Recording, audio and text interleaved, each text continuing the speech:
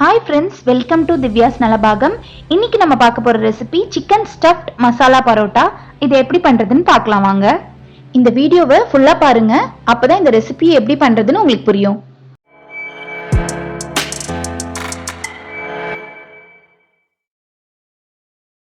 மசாலாக்கு தேவையான பொருட்கள் என்னென்னு பார்த்துடலாம். 1.5 டீஸ்பூன் மிளகாத்தூள், 1/2 teaspoon chicken masala, 1/2 teaspoon garam masala, 1/4 teaspoon மஞ்சள் தூள், அப்புறம் 300 கிராம் மின்ஸ்டு சிக்கன் எடுத்து வச்சிருக்கேன், 2 முட்டை,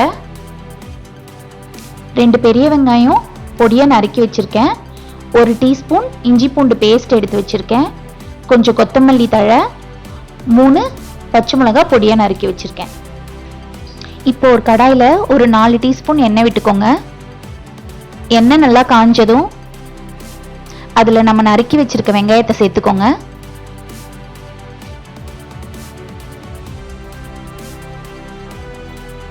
வெங்காயம் நல்லா பொன்னிறமா வதங்கி வரணும், அது வரைக்கும் நல்லா வதக்கிக்கோங்க.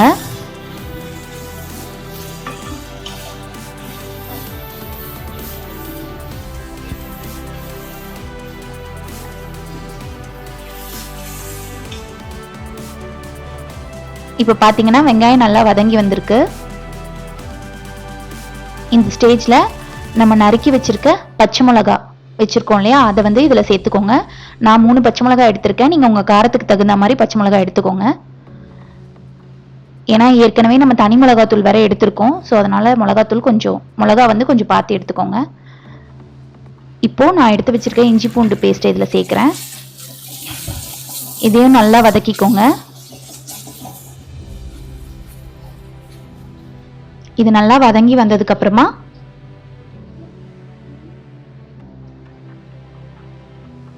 நம்ம எடுத்து வச்சிருக்க மசாலா பொருட்களை இதில் சேர்த்துடலாம். முதல்ல மஞ்சத்தூள் சேர்க்கலாம்.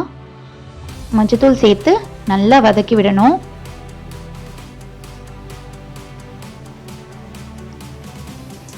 அதுக்கப்புறமா நம்ம எடுத்து வச்சிருக்க சிக்கன் மசாலா, தனி மிளகாய்த்தூள், கரம் மசாலா எல்லாத்தையும் ஒன்றொன்னா சேர்த்து நல்லா வதக்கிக்கோங்க. இந்த பச்சை வாசனை போகிற வரைக்கும் நல்லா வதங்கணும். வதங்கினதுக்கு அப்புறமா இதில் கொஞ்சம் உப்பு சேர்த்துக்கலாம். உப்பு கொஞ்சம் அளவாக சேர்த்துக்கோங்க. கடைசியாக உப்பு பத்தலைன்னா கூட நம்ம எக்ஸ்ட்ராவாக சேர்த்துக்கலாம். இப்போ இது நல்லா வதங்கி வந்துருச்சு பாருங்க.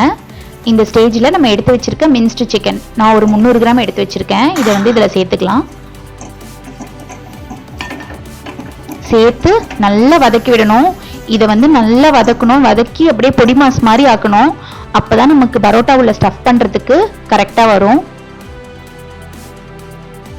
ஆரம்பத்தில் கிளறும் போது கொஞ்சம் கஷ்டமாக தான் இருக்கும். நம்ம நல்லா கரண்டியை போட்டு நல்லா கொந்தி விடணும். அப்போ தான் இந்த மாதிரி நல்லா பொடி பொடியாக வரும். பார்த்தீங்களா, இப்போ நம்ம போட்டதுலேருந்து இப்போ எவ்வளோ பொடி பொடியாக வந்திருக்கு. இப்போ நல்லா இதை வந்து நல்லா கொந்தி விட்டுக்கிட்டே இருக்கணும். அப்படியே விட்டுட்டோம்னா கட்டிப்பட்டுரும். ஸோ அதனால நல்லா வந்து ஒரு கரண்டி வச்சு நல்லா பொடிச்சு விடணும். இந்த ஸ்டேஜில் நம்ம இதில் முட்டையை சேர்த்துக்கலாம். நான் 2 முட்டை எடுத்து வச்சிருக்கேன். முட்டையை சேர்த்துட்டு மறுபடியும் அதே மாதிரி நல்லா கிளறிக்கிட்டே இருக்கணும். முட்டையை சேர்த்துட்டு என்ன பண்ணுங்கன்னா கொஞ்சம் கொஞ்சமா கிளறுங்க. ஒட்டுமொத்தமா போட்டு கிளறுனீங்கன்னா அப்ப வந்து அங்கங்க கட்டி கட்டியா வரும். கொஞ்சம் கொஞ்சமா கலந்து கலந்து கலந்து கடைசியா மொத்தத்தையும் சேர்த்து நல்ல பொடி மாஸ் மாதிரி வர வரைக்கும் நல்லா கலந்து விடணும்.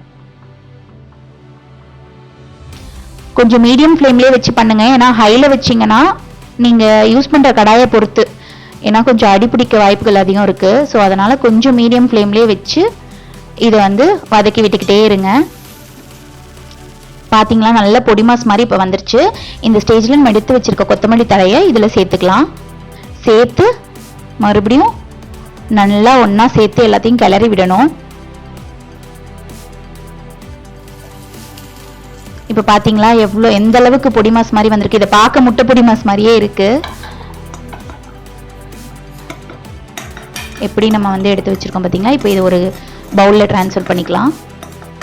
இப்போ நம்ம பரோட்டால ஸ்டஃப் பண்றதுக்கு தேவையான சிக்கன் மசாலா வந்து ரெடி பண்ணியாச்சு.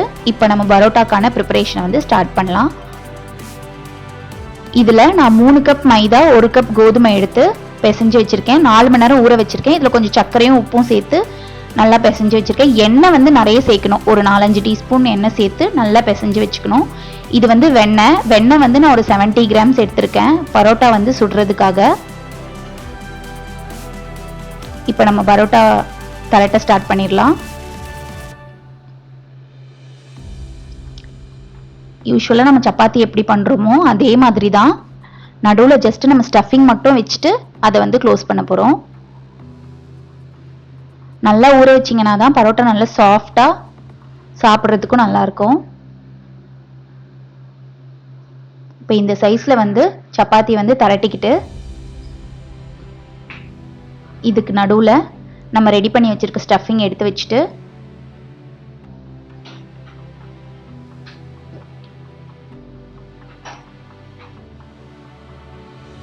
இதை வந்து அப்படியே க்ளோஸ் பண்ணணும்.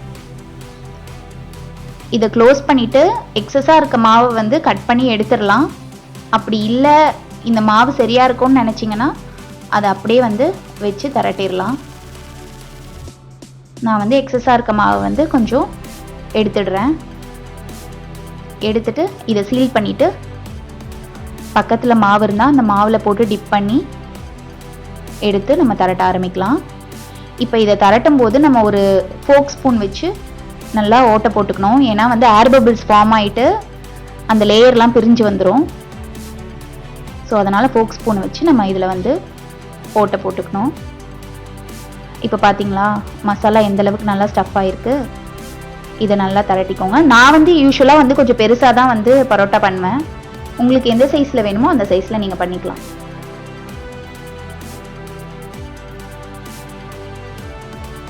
இப்போ இதை நல்லா தரட்டியாச்சு.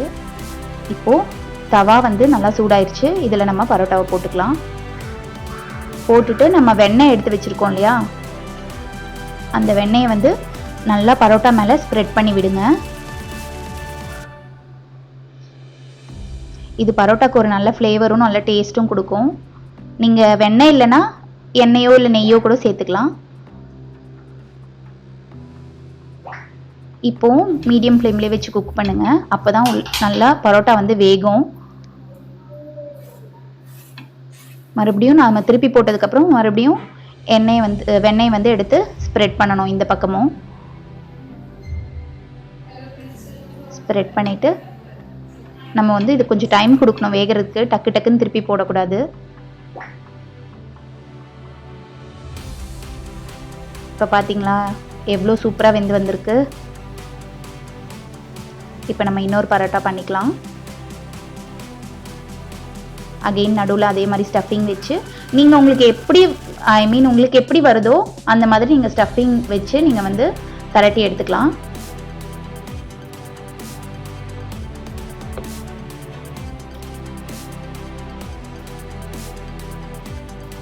ஸ்கொயராக கூட நீங்கள் வந்து பண்ணலாம். ஸ்கொயர் ஷேப்பில் எந்த ஷேப்பில் வேணாலும் பண்ணலாம். நான் வந்து எனக்கு தெரிஞ்ச மாதிரி நான் வந்து பண்ணியிருக்கேன். நான் வந்து ரவுண்டாக ட்ரை பண்ணியிருக்கேன். நீங்கள் நார்மலாக சப்பாத்தி ட்ரை பண்ணுவோம் இல்லையா, அந்த மாதிரி மடிச்சுட்டு அதுக்கப்புறமா கூட ஸ்டஃபிங் வச்சு பண்ணலாம். இப்போது இன்னொரு பரோட்டாவையும் நம்ம தவால சேர்த்துக்கிறோம். நல்லா வெந்ததுக்கு அப்புறமா திருப்பி விடுங்க. இப்போது இன்னொரு பரோட்டாவும் ரெடி ஆயிடுச்சு. இதை நம்ம தட்டில் ட்ரான்ஸ்ஃபர் பண்ணிக்கலாம். இது கூட நான் தயிர் பச்சடி வச்சு சர்வ் பண்ணியிருக்கேன். இந்த ரெசிபியை நீங்களும் உங்கள் வீட்டில் ட்ரை பண்ணி பார்த்துட்டு எப்படி வந்துச்சுன்னு கமெண்ட்ஸில் சொல்லுங்கள். அப்படியே இந்த வீடியோவை மறக்காமல் லைக் பண்ணுங்கள், ஷேர் பண்ணுங்கள், சப்ஸ்கிரைப் பண்ணுங்கள். தேங்க்ஸ் ஃபார் வாட்சிங்.